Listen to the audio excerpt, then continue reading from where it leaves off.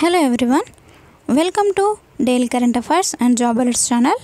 Friends, ఈరోజు క్లాస్లో మనం డైలీ కరెంట్ అఫైర్స్ క్లాస్లో భాగంగా 15th మే అంటే ఈ రోజుకి సంబంధించినటువంటి కరెంట్ అఫైర్స్ని చూద్దాం. దీంట్లో ఆల్ ఇండియా లెవెల్లో అంటే నేషనల్ అండ్ ఇంటర్నేషనల్ అండ్ అలాగే ఏపీ టీఎస్ తెలుగు రాష్ట్రాలకు సంబంధించినటువంటి కరెంట్ అఫైర్స్.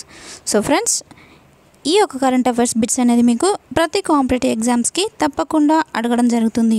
మినిమం 5 మార్క్స్కి అడగడం జరుగుతుంది, మ్యాక్సిమం 10 మార్క్స్కి ఈ యొక్క కరెంట్ అఫైర్స్ అనేది ఇవ్వడం జరుగుతుంది. So friends, most of the important current affairs bits అనేది మీకు కవర్ చేసి అందించడం జరుగుతుంది. సో ఎవరు మిస్ చేయొద్దు. సో ఫ్రెండ్స్, క్లాస్లోకి వెళ్దాం. ఫ్రెండ్స్, ఈ యొక్క కరెంట్ అఫైర్స్కి సంబంధించినటువంటి పీడిఎఫ్స్ కనుక మీకు కావాలనుకుంటే మా వెబ్సైట్ www.shinindiaarktutorial.com ఈ యొక్క వెబ్సైట్ నుండి మీరు డౌన్లోడ్ చేసుకునేందుకు వీలుంటుంది. సో ఫ్రెండ్స్, క్లాస్లోకి వెళ్దాం. ఇటీవల దేశంలోని ఏ రాష్ట్రంలో యూనివర్సిటీలను నిషేధించడం జరిగింది? ఇటీవల దేశంలోని ఏ రాష్ట్రంలో యూనివర్సిటీలను నిషేధించడం జరిగింది?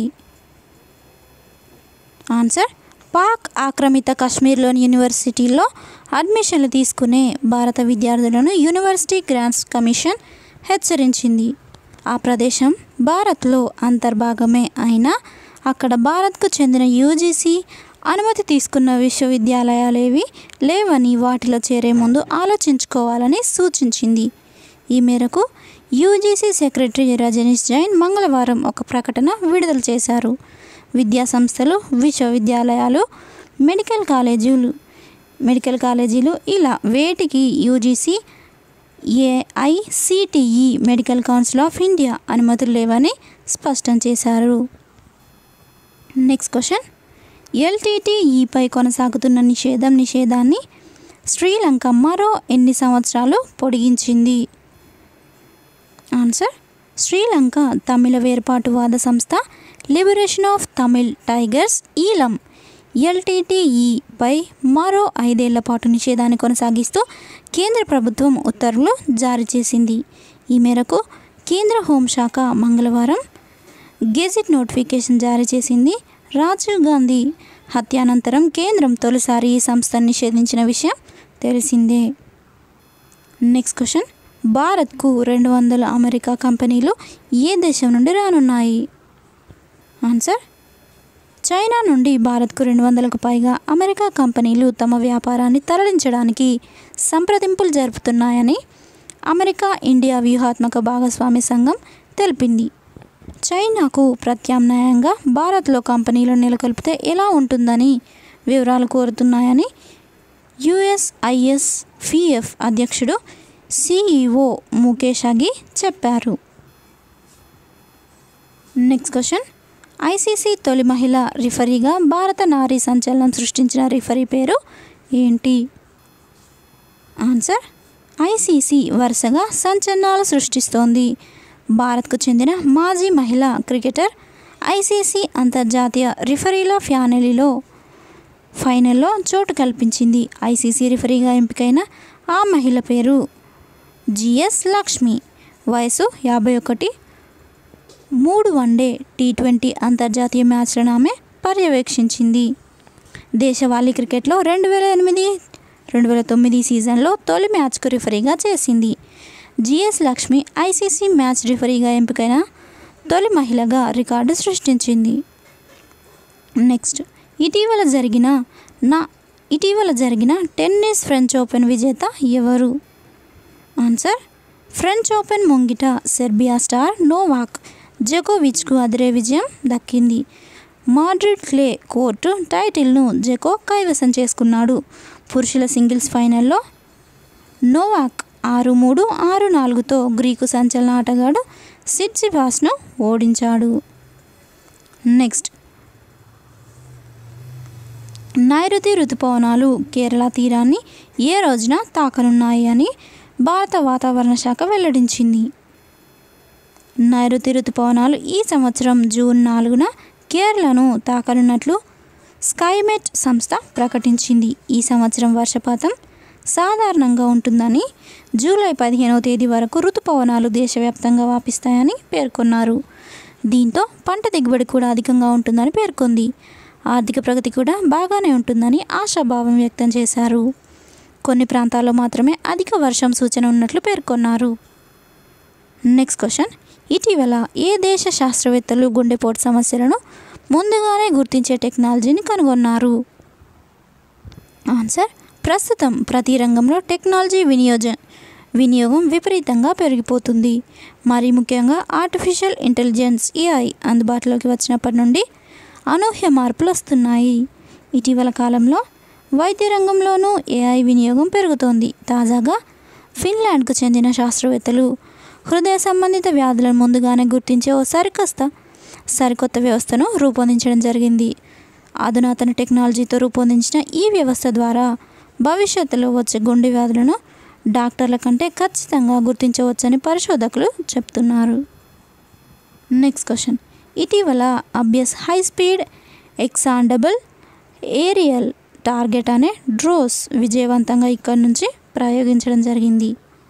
దీనికి సంబంధించిన వివరాలు ఇప్పుడు చూద్దాం. భువనేశ్వర్, భారత్ సోమవారం Abhyas high speed expendable aerial target hit అనే డ్రోన్ను విజయవంతంగా పరీక్షించింది. ఒడిశాలోని చాందీపూర్లో ఉన్న ఇంటిగ్రేటెడ్ టెస్ట్ రేంజ్లో ఈ పరీక్షను భారత రక్షణ రంగ పరిశోధన అభివృద్ధి సంస్థ DRDO సోమవారం నిర్వహించింది.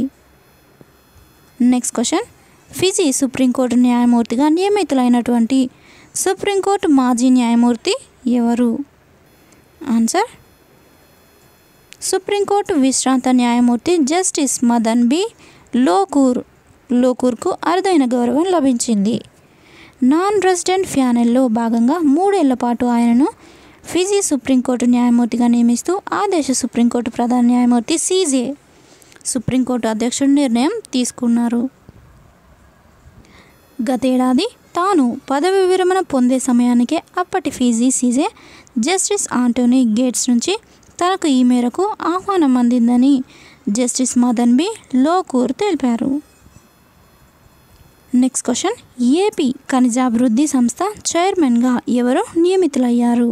ఆన్సర్, ఆంధ్రప్రదేశ్ ఖనిజాభివృద్ధి సంస్థ APMDC చైర్మన్గా సీనియర్ IAS అధికారి అనిల్ చంద్ర పునేటను నియమిస్తూ రాష్ట్ర ప్రభుత్వ ప్రధాన కార్యదర్శి LV సుబ్రహ్మణ్యం మంగళవారం ఉత్తర్వులు జారీ చేశారు.